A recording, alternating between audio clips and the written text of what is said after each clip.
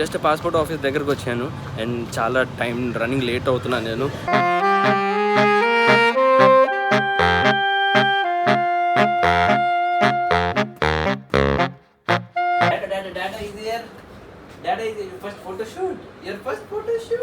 వీర్ passport apply చేద్దామంటే ఒక long process అయింది. ఈ ప్రాసెస్ మొత్తం నేను మీకు తర్వాత ఎక్స్ప్లెయిన్ చేస్తాను ఏం జరిగింది.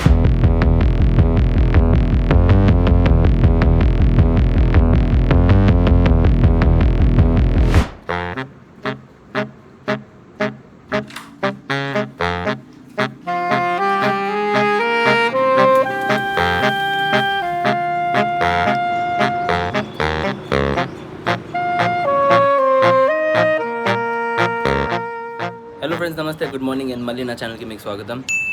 సో నేను ఇప్పుడు వాటర్ తాగుతున్నాను. వాటర్ క్వాంటిటీ ఆల్రెడీ ఒక 1 లీటర్ అయిపోయింది. బట్ ఇది ఇవాళ కాదు, నిన్న రాత్రి తాగింది. అండ్ నిన్నటి క్యాల్కులేషన్, నేను నిన్న సరిగ్గా వాటర్ తాగలేదు. సో ఓన్లీ 1 లీటర్ తాగాను రోజంతలో. అండ్ మేబీ నేను తాగుంటే డైరెక్ట్ ఆరో నుంచి నేను గ్లాసులో పట్టేసి తాగినట్టున్నాను. ఒక 4-5 గ్లాసులు తాగుంటాను.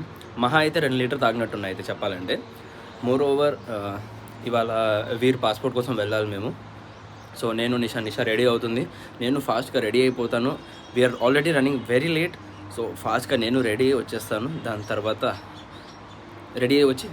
బయలుదేరుతాం పాస్పోర్ట్ ఆఫీస్కి. సో నేను నిషా అండ్ వీర్ మేము ముగ్గురు రెడీ అయిపోయాము. అండ్ వీర్ కూడా వైట్ వేసుకున్నాడు, నిషా వైట్ వేసుకుంది, నేను వైట్ వేసుకున్నాను. అన్ఫార్చునేట్లీ మేము ముగ్గురం వైట్ వేసుకున్నాము. అన్నోయింగ్లీ మ్యాచింగ్ అయిపోయింది. Wow, so nice.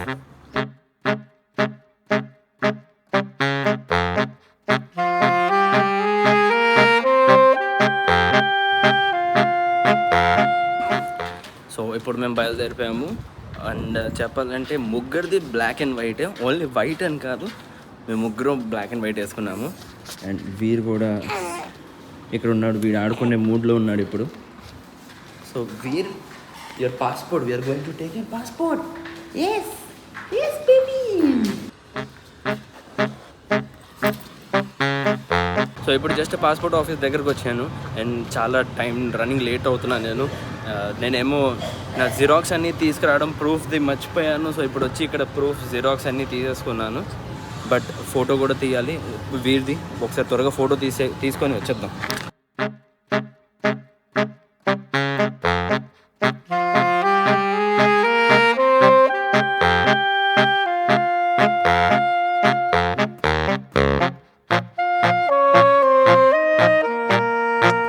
So guys, అయితే ఇప్పుడు పాస్పోర్ట్ ఆఫీస్లో కూర్చొని ఉన్నాను.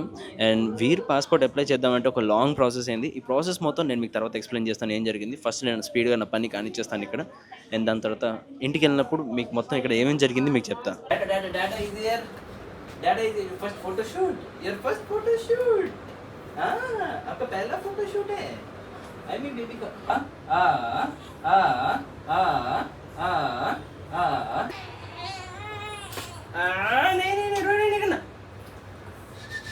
Ready, 1 2 3 smile. अच्छा देखो कौन था रेडी स्टेडी गो. शूट हो गया आपका पहला फोटो शूट. बाहर से photo, passport photo, first time. Hello friends, my first photo shoot done. So Veer photo shoot అయిపోయింది. యాక్చువల్లీ ఏమైందంటే, నేను ఫోటోగ్రాఫ్ ఏమనుకున్నాను, నాకేం తెలిసింది ఇన్ఫర్మేషన్ ప్రకారం ఫోటో పాస్పోర్ట్ ఆఫీస్లోనే తీస్తారన్నారు. బట్ ఆ ఇన్ఫర్మేషన్ రాంగ్ అయింది. ఫోటో మనమే బయట నుంచి తీసుకువెళ్ళాలి. 4 months అబవ్ అయితే ఎవరైనా ఏజ్ మోర్ దెన్ 4 months అయితే ఫోటో వాళ్ళు తీస్తారు. బట్ బిలో 4 months అయితే మనమే ఫోటో తీసుకొని వెళ్ళాలి. అదొక పాయింట్. అండ్ ఫోటో కోసం బయటకు వచ్చాను. ఇమీడియట్గా ఇక్కడ వచ్చినప్పుడు వీరేమో పార్టీ చేశాడు, ఏడవడం స్టార్ట్ చేశాడు. అదే టైంలో ఫోటో తీసాము. ఇమీడియట్గా నిషా ఏమో అంతలో ఫోటో పేమెంట్ చేసి ఫోటో తీసుకుని వచ్చేసరికి నేను అంతలో కార్లో కూర్చొని వీర్ డైపర్ చేంజ్ చేశాను. See, a good father, good husband. Veer, when you become big, remember, I am the one who keeps on changing your diapers, okay? Your father is the real father.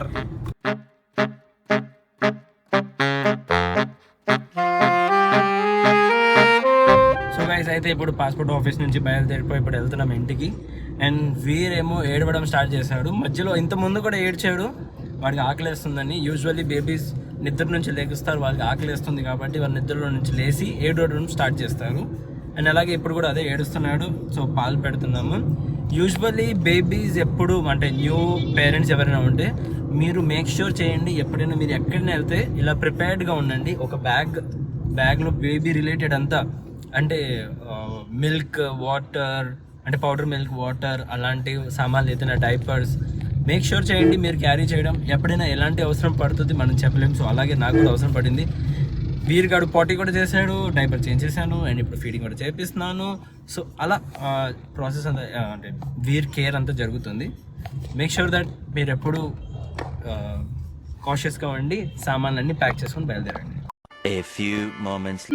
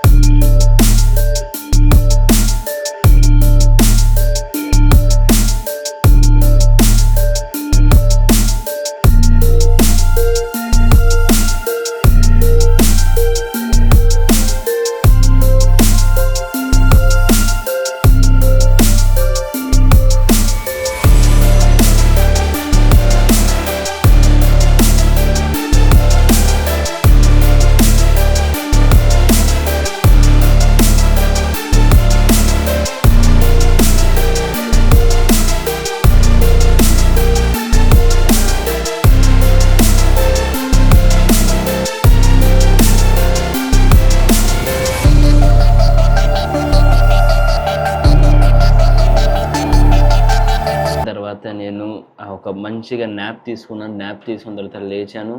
And అలాగే ఒక మంచిగా tea చేసి తాగుతున్నాను ఇప్పుడు. Moreover డూడల్కి ఇవి కూడా food పెట్టేశాను. Okay, main point గురించి మాట్లాడదాం. ఇవాళ నేను పాస్పోర్ట్ ఆఫీస్ వెళ్ళాను, మీకు తెలిసిందే. సో పాస్పోర్ట్ ఆఫీస్ వెళ్ళినప్పుడు అక్కడ నాతో మొత్తం ఏం జరిగింది, నా ఉన్న ఎక్స్పీరియన్స్ మీతో షేర్ చేయాలనుకుంటున్నా. పాస్పోర్ట్ ఆఫీస్ వెళ్ళే ముందు నేను ఆల్రెడీ ప్రిపేర్డ్గా ఉన్నాను డాక్యుమెంట్స్తో. మోరోవర్ అంతా నేను అప్లికేషన్ ఫామ్ ఆన్లైన్లో ఫిలప్ చేసి అపాయింట్మెంట్ బుక్ చేసుకొని స్లాట్ బుక్ చేసుకొని నేను వెళ్ళాను. అక్కడ వెళ్ళిన తర్వాత నాకు చాలా చేంజెస్ వచ్చినాయి. నేను చాలా వరకు అటు ఇటు రన్నింగ్ చేస్తూ, అంటే పనులు అన్నీ వెంట పడుతూ ఉన్న డాక్యుమెంట్స్నే మళ్ళీ అంటే జిరాక్సో లేదంటే సిగ్నేచరు, మళ్ళీ ఇంకా అడిషనల్ ఫామ్స్ ఉంటాయి. బేబీకి చెప్పాలంటే నేను అనుకున్నది ఓన్లీ 5 డాక్యుమెంట్స్ సరిపోతాయి అనుకున్నాను. బర్త్ సర్టిఫికేట్, మదర్ ఫాదర్ది పాస్పోర్ట్, అండ్ పాస్పోర్ట్ తర్వాత అనెక్స్డ్ డి ఫామ్ ఒకటి ఉంటుంది. దాని తర్వాత ఐ థింక్ అడ్రస్ ప్రూఫ్ కింద మీ దగ్గర ఏదైనా ఉంటే అదొక్కటి అడ్రస్ ప్రూఫ్ కింద. అంటే ఆధార్ కార్డ్ అయితే చల్లదు, బట్ మీరు like driving licence or something, house tax or gas connection ఉంటే అవి సబ్మిట్ చేసుకోవచ్చు. అదనుకొని నేను ఇంకా ఆ డాక్యుమెంట్స్ తీసుకొని వెళ్ళాను. బట్ అవన్నీ అక్కడ అంటే అవన్నీ వర్కౌట్ అయినాయి. బట్ లేటర్ ఆన్ అవన్నీ జిరాక్స్ కావాలి. నేను జిరాక్స్ చేసుకోవాల ఇంటి నుంచే, నా దగ్గర ఒరిజినల్స్ ఉన్నాయి. నేను ఆ విషయమే మర్చిపోయాను, కంగారులో వెళ్ళిన తర్వాత మధ్యలో దారిలో గుర్తుకొచ్చింది. జిరాక్స్ చేసి అక్కడ వెళ్ళిన తర్వాత కూడా ఇంకా చాలా పనులు పెట్టారు, సిగ్నేచర్స్ అన్నీ. ఇంకొకటి నేను తత్కాల్ పాస్పోర్ట్ అప్లై చేశాను. సో తత్కాల్ పాస్పోర్ట్ కోసం మళ్ళీ తత్కాల్ ఫామ్ ఒకటి ఉంటుంది, అవన్నీ ఉంటాయి దాంట్లో. సో అవన్నీ చేసుకుంటూ పోయా. లాస్ట్లో ఒక చిన్న విషయం, వెరీ స్మాల్ థింగ్, అక్కడ వెళ్ళిన తర్వాత నాకు రియలైజ్ అయింది. ఆ విషయం ఏంటంటే పాస్పోర్ట్లో నేను నిషా మ్యారేజ్ అయిన తర్వాత స్పౌస్ నేమ్ దాంట్లో ఒకటి ఉండదు, అది చేంజ్ చేయాలి. అది బ్లాంక్ ఉంది, మేమిద్దరం సింగిల్ ఉన్నామని పాస్పోర్ట్లో మెన్షన్ ఉంది. అసలు ఆ విషయమే గుర్తులేదు, అది చేంజ్ కూడా చేయలేదు. ఇదంతా చేసే ముందు ఫస్ట్ అది చేయాల్సింది పని నేను అక్కడ వెళ్ళిన తర్వాత తెలిసింది. సో అయినా జస్ట్ రిక్వెస్ట్ చేశాను, బట్ వాళ్ళు ఏమన్నారు, అవ్వదన్నారు.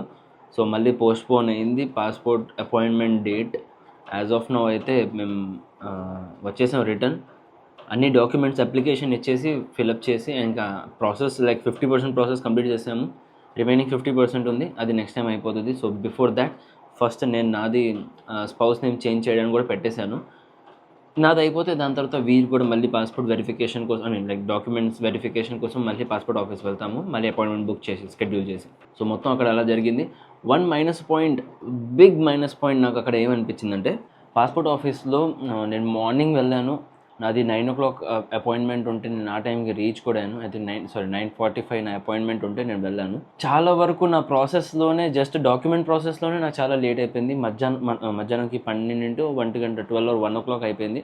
లోపల వెళ్ళేసరికి father mother verification, documents verification అయిన తర్వాత ఇంకా లోపల వెళ్ళిన తర్వాత ఇంకో సమ్ ప్రాసెస్ ఉంటుంది.